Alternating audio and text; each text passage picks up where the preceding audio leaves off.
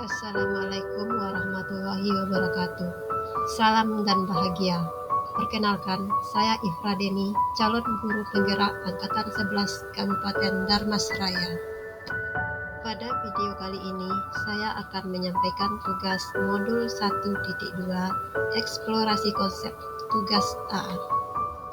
Di mana pada tugas kali ini, soal pertama berbunyi, bagaimana Bapak atau Ibu memahami cara kerja otak? 5 kebutuhan dasar manusia, tahap tumbuh kembang anak beserta pengaruhnya pada pembentukan kebiasaan dan nilai-nilai hidup manusia. Mengapa demikian? Baiklah, untuk jawabannya, cara kerja otak manusia terbagi atas 4 jenis, yaitu pertama, otak primata, yang kedua, otak reptil atau batang otak, yang ketiga, otak mamalia atau biasa disebut sistem limbik, dan yang keempat, otak luhur. Sistem berpikir manusia ini juga dibagi dua.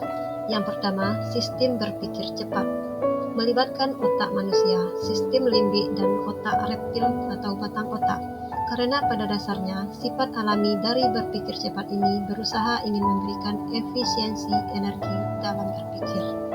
Jika kita ibaratkan sebuah eskalator, maka sistem berpikir cepat ini dapat diartikan seseorang yang menaiki eskalator dengan posisi eskalator yang juga naik atau satu arah.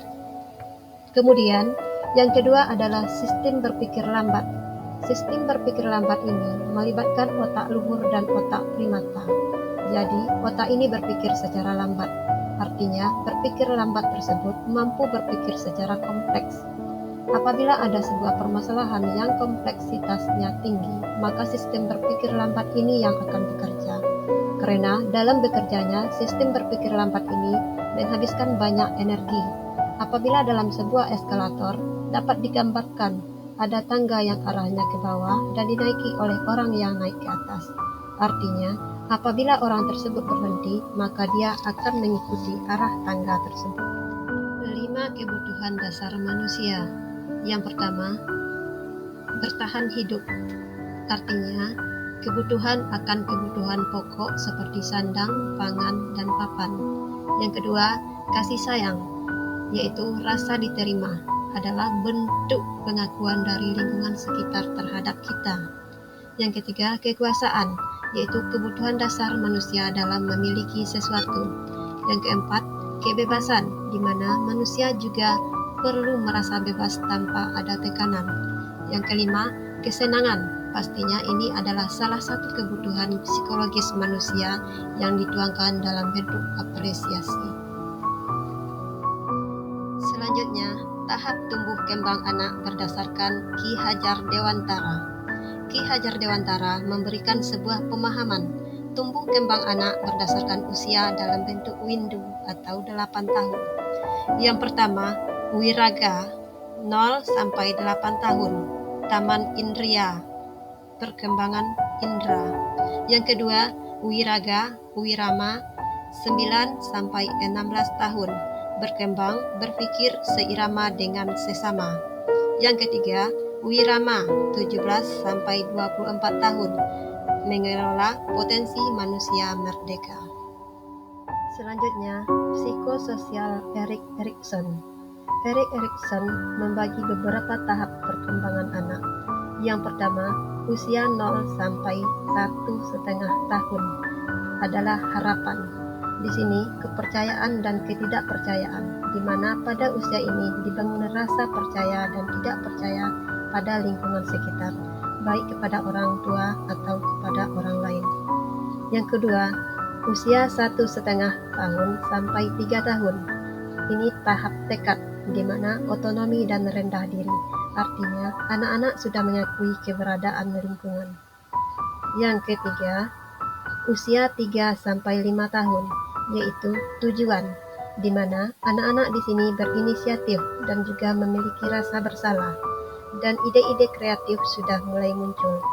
Dan jika bersalah, maka rasa bersalah akan muncul.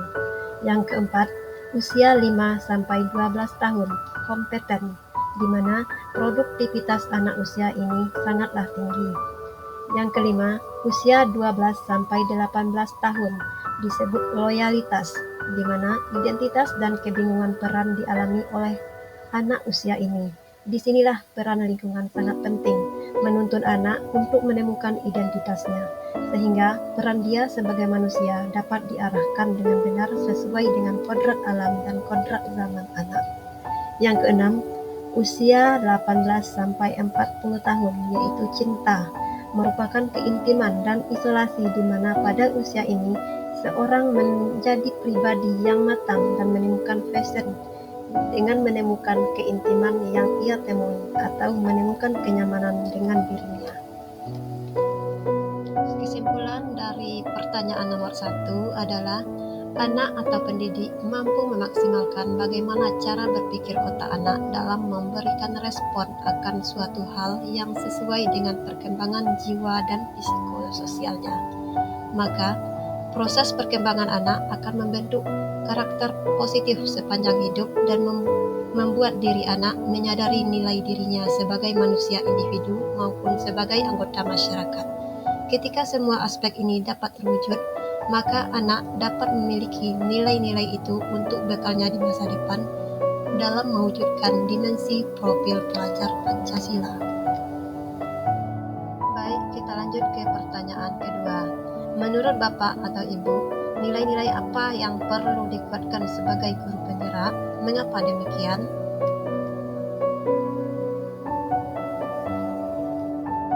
Baiklah, untuk menjawab pertanyaan nomor 2, nilai penting dalam diri seorang guru penggerak antara lain: yang pertama, mandiri, kemampuan untuk mendorong diri sendiri, selalu berinisiatif untuk melakukan perubahan bermakna.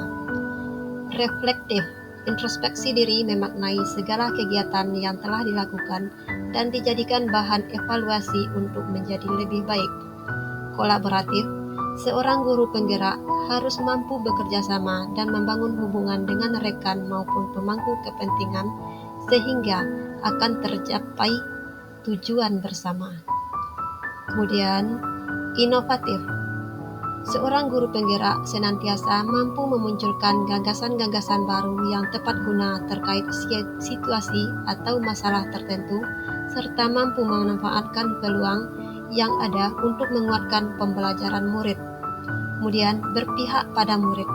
Seorang guru penggerak harus mengutamakan kepentingan perkembangan murid dalam pembelajaran sehingga tercipta pembelajaran yang aman, nyaman, dan sesuai dengan kebutuhan murid.